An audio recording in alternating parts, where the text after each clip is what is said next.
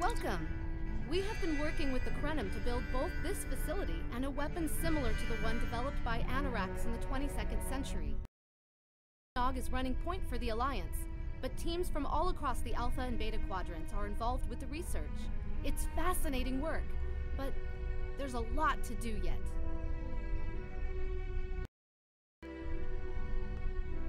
Captain Nog might be able to explain more. He's waiting for you. It's good to see you too. For a few weeks, I was helping the Alliance research new ways to deactivate Iconian gateways. We were making progress, but it wasn't fast enough to stop the advance of the Heralds. After Captain Nog made contact with the Krenim, I asked to transfer here. Now I'm working with interdimensional resonance harmonics to help recreate Anoraks' work. Yes, I have. I guess the Solanae aren't visiting me at night anymore. Or maybe it's the 14-hour days trying to wrap my brain around complex temporal equations that are wearing me out. Either way, my sleep is greatly improved. Thank you for asking. Welcome. We have been working. Captain Nog might be able to explain more.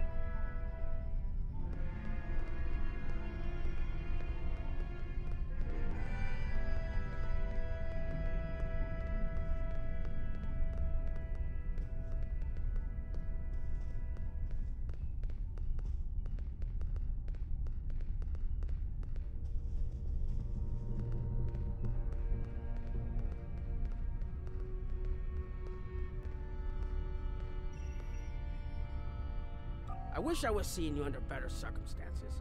We've managed to make a prototype of the Krenim weapon in Anoraks' records, but we have not attempted to use it yet. Time isn't something you mess around with, so we have been conducting simulations here of possible incursions, as well as developing new ways to protect and store data on various timelines.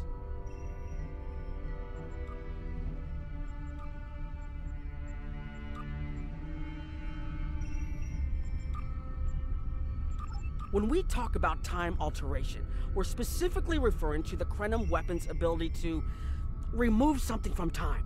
Anything, from a single molecule to an entire civilization. It's as if the target of the weapon never existed at all. Correct. The changes ripple out from the incursion point and result in a new reality where the target no longer exists. This does mean that the ship must be able to fire on a target. The details are a bit more complex, of course, but that's the main difference from conventional time travel. Temporal agents from all three factions are watching everything we do carefully. That's one of the reasons we're running holodeck simulations first. Between you and me, I'm glad they're here. The Krenim are a little too eager to use the weapon. Time manipulation is a very delicate operation under the best of circumstances. We can't just start shooting things out of existence and hoping it all works out for the best. I wish I was seeing you under better circumstances. That was the first simulation we tried. The results were fairly catastrophic. Without the Iconians, the first development of warp technology by other cultures in the Alpha Quadrant is severely delayed, by about 50,000 years. Removing the Iconians would change everything we know. Let me put it this way. In one version, the Day Ones eventually rise to power and conquer most of the Beta Quadrant. They are forced back by the Vulcans, who never embrace logic, and later enslave much of what is now Federation and Klingon space. I'm not done yet. The Herc never developed warp technology at all, so they never invade Kronos and unite the Klingons as a warrior culture. When the Vulcan Star Empire finds the Klingons in the 22nd century, they were mostly farmers who had made some advances in epic poetry. By the present day in this simulation, the Vulcan Star Empire is locked in a to-the-death struggle with the Dominion. I wish I was seeing you under better circumstances. Oh, that the Iconians can't time travel because it unravels their minds. She was being dramatic, but she was essentially correct. When most humanoids time travel, they retain the memories of their timeline of origin. So you realize when things have changed. Iconians are at least partially energy beings. You saw that when Matara was able to use her own power to open gateways. And their brain structure is very different from other humanoids. As far as we understand, if an Iconian traveled back in time, their mind and memories would reshape to fit that time. so they would retain no memories of the present. They don't use time travel because it would literally be taken. I wish I was seeing you under better circumstances. We've managed to make a prototype of the quantum weapon in Anorax's records, but we have not attempted to use it yet. Once we make an incursion, anything not protected by a temporal shield will conform to the new timeline. That includes all of it is over. We won't remember the Iconians, the war, or anything that changes in the new timeline. Clouda has been leading the work to create a shielded computer core to hold all the data we currently have. A time capsule, I guess you'd call it. Correct. This isn't the sort of sacrifice we'd expect any personnel involved in the incursion to make. So we've built a computer to retain the information for us. We'll know what happened before, even though it essentially will have happened to someone else. I wish I was seeing you under better circumstances. We've tried a different number of scenarios, but only in the holodeck. Direct action against the Iconians is proving to be problematic, because so much time has passed since they were first a great power. Incursions that far back in time must be carefully planned, or the fallout of even minor changes can ripple across reality. We have, however, seen some promise in trying to delay their arrival. Actually, it would be closer to a 700-year delay if our calculations are correct. The Iconians have had 200,000 years to build their fleets, but we're catching up to them. We've already seen what the 29th century technology can do. Imagine what we'll have in the 32nd century. Exactly. The other potential solution is to cut into their current power base. What if the Iconians never allied with the Alachi or the Solanae? We wouldn't be facing the trouble we do now. The three most promising incursions each follow one of these tactics. My teams have been running simulations and refining their targets, but I'd like you to assist them using a special quantum recursive algorithm.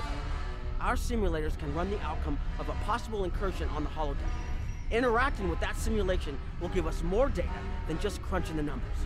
We need to really interact with it to see what reality would look like, and for that, I need someone like you with field experience.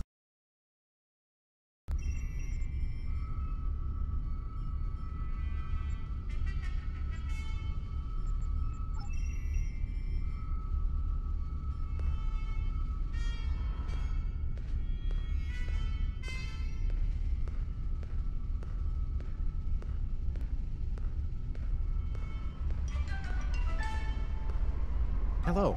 Please allow me to explain what we're doing here. We've determined that if we remove a specific series of stars from the Beta Quadrant in the distant past, a rogue planet will enter the Iconia system and cause massive geological damage at about the same time the planet was bombarded by the Iconians' enemies. The technological buildup of the orbital bombardment that destroyed the Iconian civilization will still happen, but the Iconians themselves will have to deal with a natural disaster, not a war. Maybe the survivors of a natural disaster, if there are any, won't be so vengeful, and none of the stars we will remove have planets with the possibility of developing life. The overall effect on the galaxy is minimal.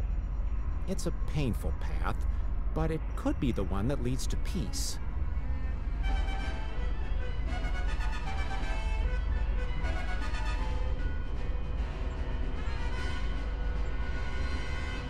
The number of stars we will have to remove is a concern, which is why we're trying this in a simulation first. But as Captain Nog said, these simulations are perfect, so we have devised a holodeck program that will expand and extrapolate on possible effects of the temporal incursion. It's the best option we have available to us. The holodeck's algorithms have been updated to change and adapt to the data created by the simulated timeline alteration. This is not your average holo novel.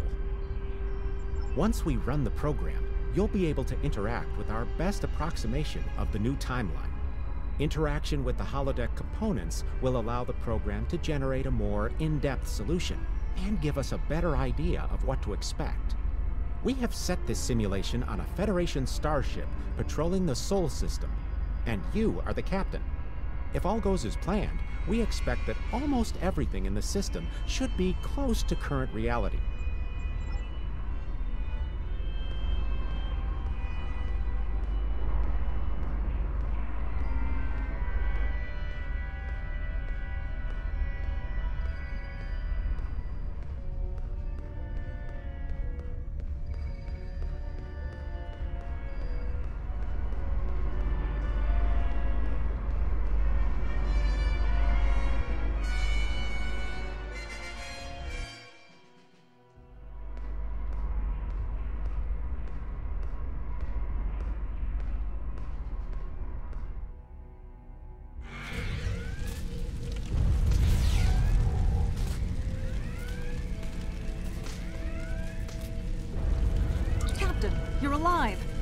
repelled the intruders on the bridge, but the ship has taken heavy damage, and a lot of the crew are injured.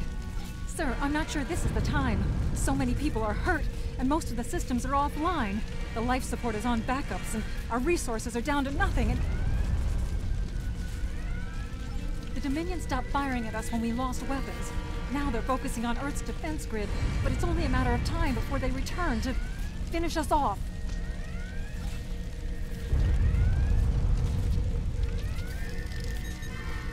Sir, I tried to fight them off. Boarding parties. Gemlin are. We have to stop the Dominion. They can't take Earth too.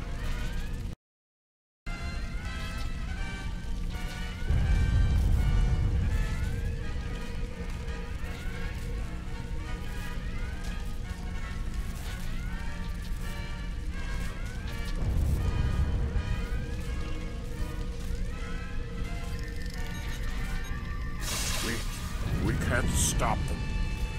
Maybe if we hadn't been at war with the Romulans. Maybe if the Klingons hadn't ripped themselves apart. I'll be fine, Captain. Just rattle them.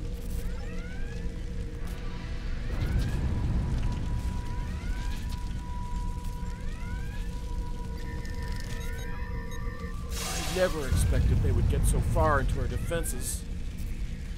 I'm sorry, Captain. I just need a moment.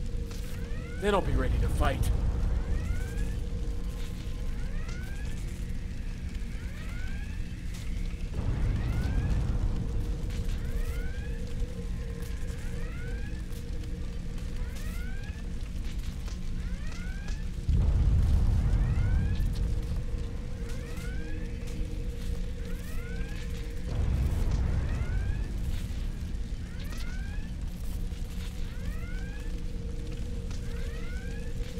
Incoming hail!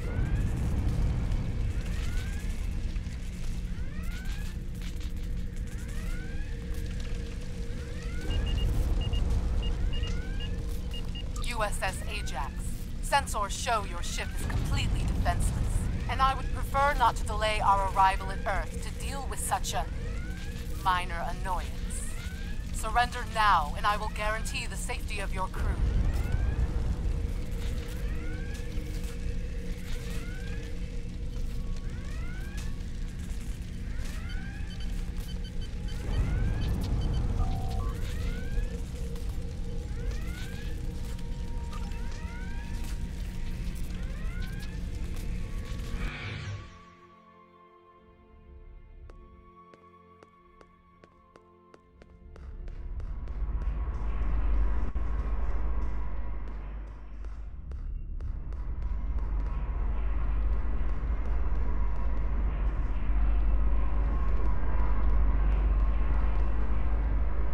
Hello.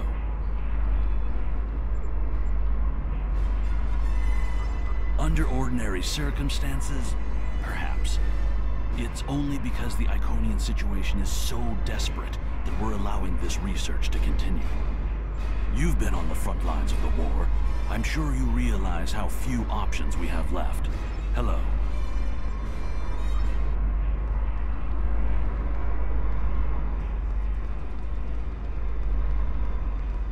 Sorry, we were watching from the control room, and that could have gone better.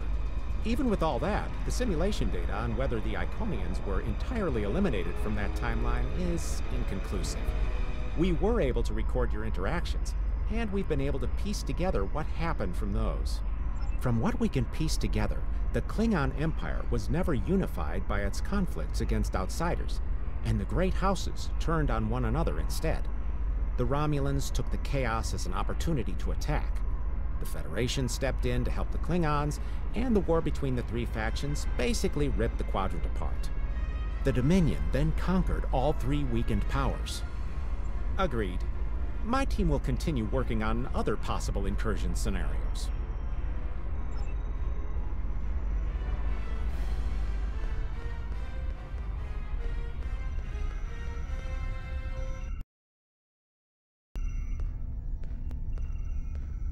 Another one of you Voyagers? I don't know how you can help, but very well. My team is working on scenarios that reduce the Iconian power base. We're attempting to do so by fixing a mistake that Janeway allowed to happen decades ago. We're going to stop the Vaadwaur from being rediscovered. We plan to do this by preventing Voyager from ever coming into contact with underspace. This will prevent them from finding Vaadwaur Prime, and 7 of 9 will never wake the Vaadwaur. No, but you're all the same. You come to our quadrant, meddle in affairs that don't concern you and that you don't understand, and leave chaos in your wake. Now you want us to help you alter time. Tell me, does that sound like something someone like you should be doing? None of us are going to survive if we don't try to repair the damage you've already done. The goal is to cause a solar flare that will force Voyager to divert from the course it was on when it stumbled into underspace. If it safely passes without entering underspace, it can continue on its trip home and bypass the Vaadwaur entirely. The simulation is set for the USS Voyager, which is fitting since they caused the problem in the first place. Our projections show that even if the Vaadwaur never return, your people will still find a reason to stick your noses into our business. So we're attempting to see how the elimination of the Vaadwaur will change the formation of the Delta Alliance. You will be a member of the diplomatic team.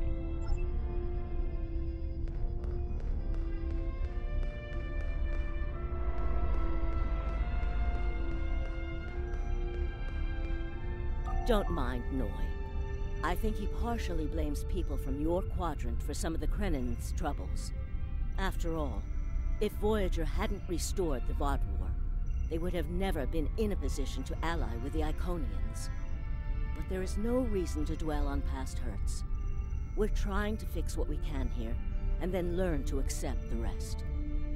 Noy funnels that passion to help his people into his work. Perhaps it will change everything. It is a pleasure to meet you. Both Captain Nog and Seven speak highly of you.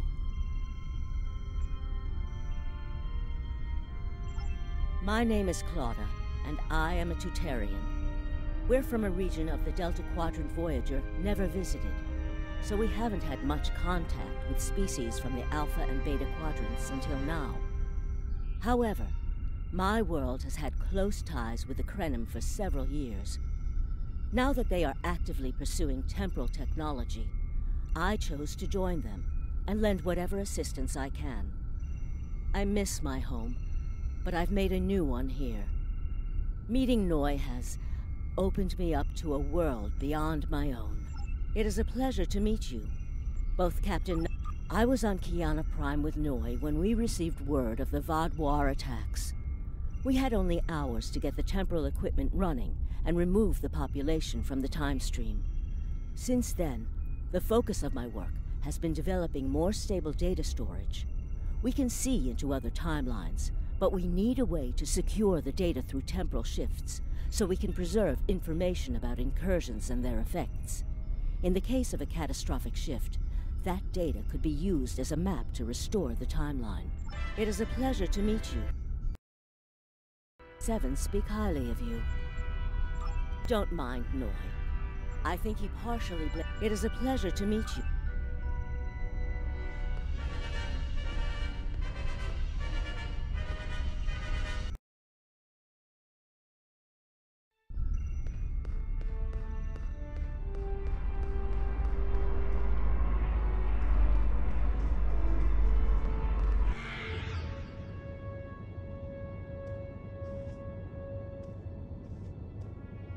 This is an absolute disaster.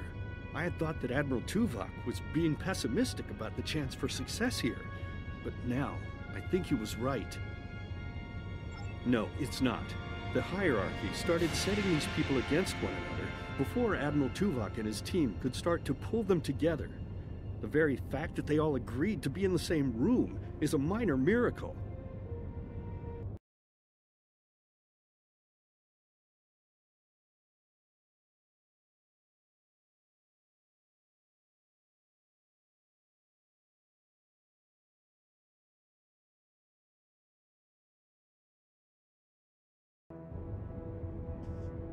Eventually. Between Vulcan logic, Klingon tenacity, and Romulan pragmatism, we'll convince everyone here that the threat is real, and an alliance is in their best interest. But it won't be easy. Now, if you'll excuse me, I see I have another argument to break up.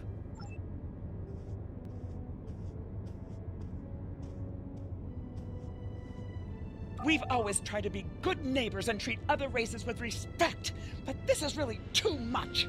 The Malon are using our system as a dump, and their trash isn't our problem. I should be shouting. I'm upset. The Malon are trying to force us off our beautiful new planet so they can turn it into something toxic. How would you like it if someone treated your ship like a garbage scow? We've always tried to be good neighbors and treat other races with respect. The Malon claim the hierarchy are harassing them, but they're targeting our ships too. So I don't know what to believe. But there are rumors, traitor talk, you know how it is. But I've heard it a lot lately. They say the hierarchy are capturing people and selling them to another race for experiments or as food. We've always tried to be good neighbors and treat other races with respect. The Malon might not be the biggest threat, but they are the most immediate. Wait until they start dumping their trash in your front yard and see how you like it. Are you here to preach about responsible waste management too? You can save it. I have a commitment to my people and my planet that supersedes any other concerns. How dare you dictate how we should behave?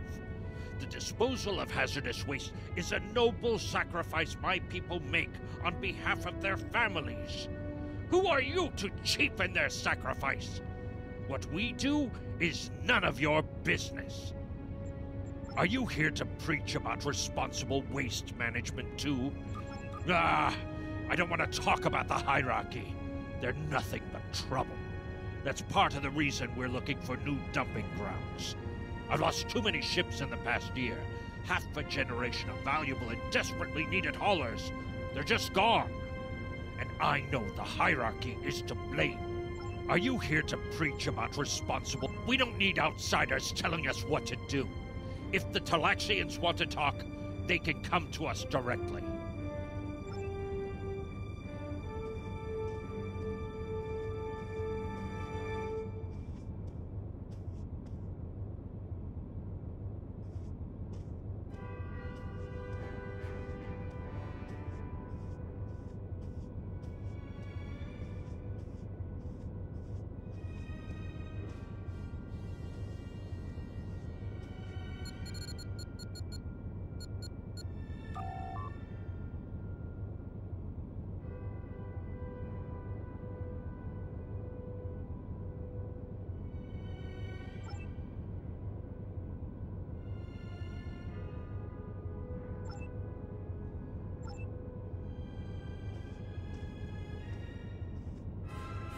Yes, what is your question? I am rather busy. The Hazari are stepping up their smuggling operations, and the hierarchy's new drive for profits has created a significant increase in attacks on unaligned transports. We have enough to do at the moment without getting into a dispute that doesn't concern us. The hierarchy is harassing our supply lines, and I'm convinced they're behind the losses we've taken over the past 3 months. We're having to double up patrols, which means we're leaving holes the Hazari can slip through. The Malon are a headache we don't need. Yes, what is your question? The hierarchy's surveillance measures are the best in the quadrant, and that's left us more exposed than I would like. We're losing ships. Once or twice we found debris with hierarchy weapon signatures, but they're cautious. It's like they can smell traps. Yes, what is your question? Good luck with that. The Hazari aren't interested in anything but making deals. This whole meeting is just a waste of time. Unity might work where you come from, but I don't have any reason to cooperate with criminals like the Hazari or thugs like the hierarchy.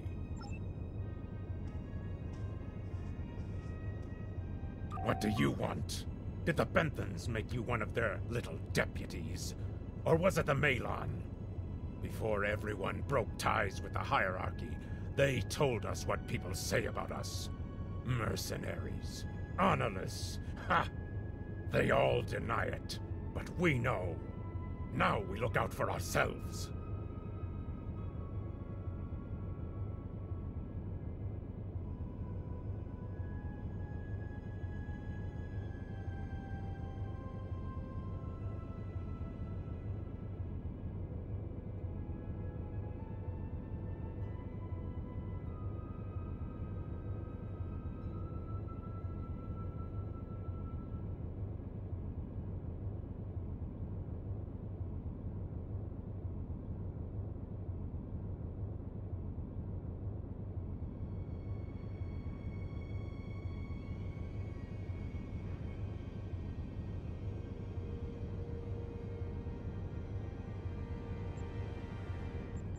No.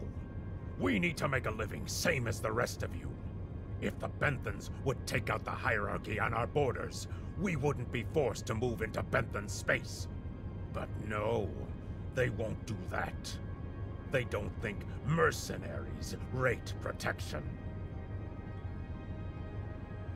What do you want? Did the Benthans make you one of troublemakers?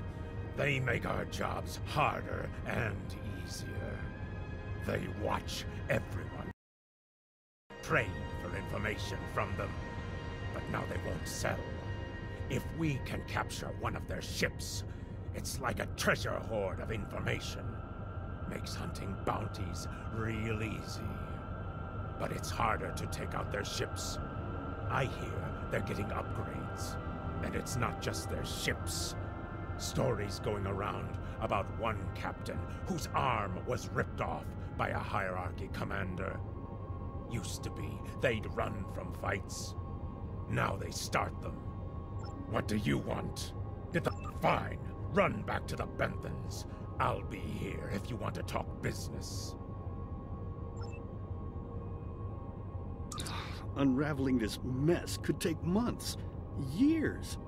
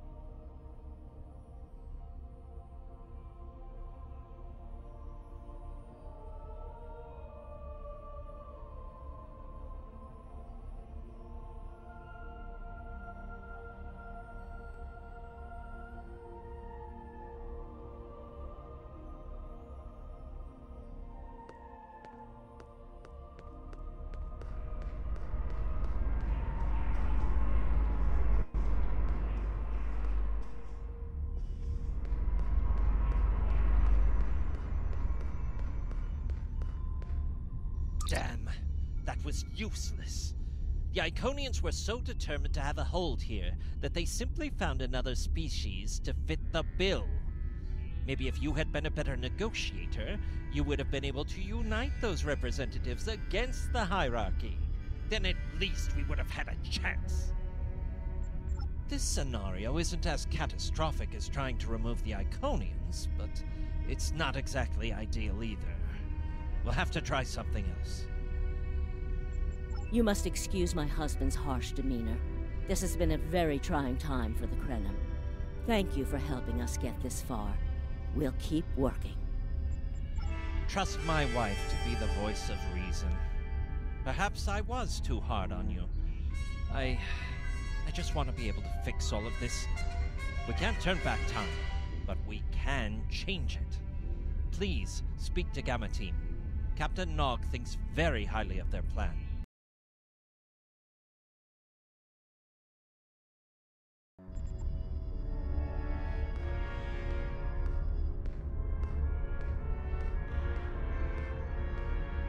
Hello. We've been waiting for you. Our team is focusing on delaying tactics. What if Iconia had never been discovered? In 2365, Captain Donald Varley of the USS Yamato found a star chart on Denias 3 that revealed the location of Iconia. I want to redirect a meteor to impact the archaeological site on Denias 3 before Captain Varley begins his excavations. Iconia will remain a myth, and we will not attract the Iconians' attention as early as we did.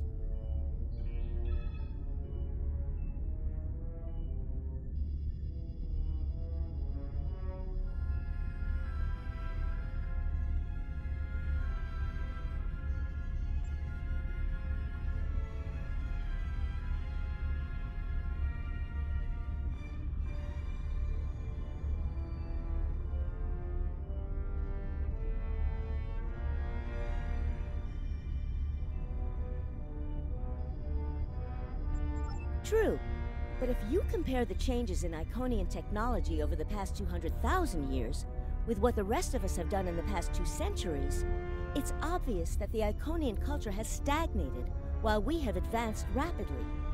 Additionally, there are other factors in play that could trigger the alliances and sharing of technology that have come about because of the Iconian threat. It's a risk, but it's one that could pay off. The program is set for Romulan space. Because the Hobus supernova was caused by direct Iconian interference, we expect Romulus to be intact in this new reality. As such, the Romulan Star Empire should once again be a major power in the quadrant. Your role will be as an officer on a Romulan warbird. Yes, to call it a huge change would be an understatement. Please be aware that nothing will be done unless the Republic agrees this is the best possible solution. There is already a team here working on the possible restoration of Romulus, and Commander Jirak has been authorized to speak for the Republic if needed. The fact that our data shows delaying the Iconian arrival will also save Romulus is an interesting coincidence, but it does not mean we will accept the solution without looking at other options. The program is set for Romulan space.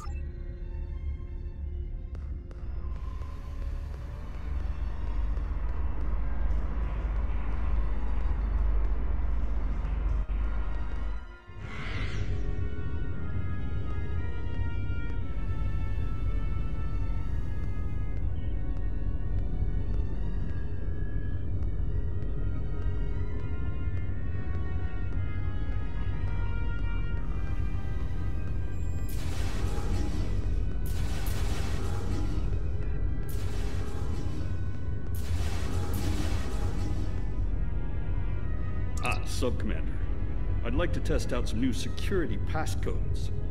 If you'd be so kind as to seal the doors and disable certain, equipment, we need to talk.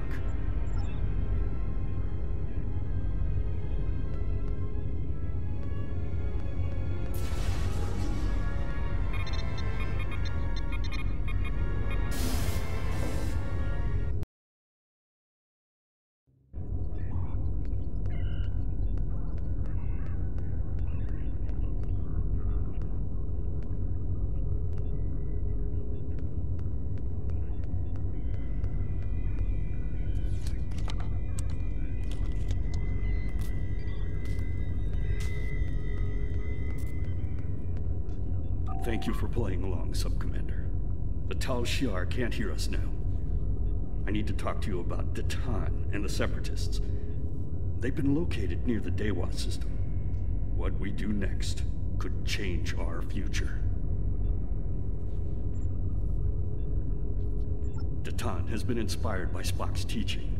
He and many others have left the homeworld and are gathered together in a flotilla somewhere near Tal Dewa. Datan and his allies have been making overtures of peace to both the Federation and the Klingons. Because of this, they have enough support that even the Tal Shiar won't take direct action against them. The Borg are at our borders. The Empire can't fight the Collective and the Separatists at the same time. Thank you for playing along, Sub-Commander. If I was, I wouldn't have needed you to lock the door. I intend to put Lieutenant Salan in the brig, and then take this ship and crew to join the Separatists. Are you with me? I know. I have tried to work within the system, but the system is broken and corrupt. Datan and his people are building something better. You and I both know it. The crew knows it. We will take this warbird to Datan, and we will finally be free.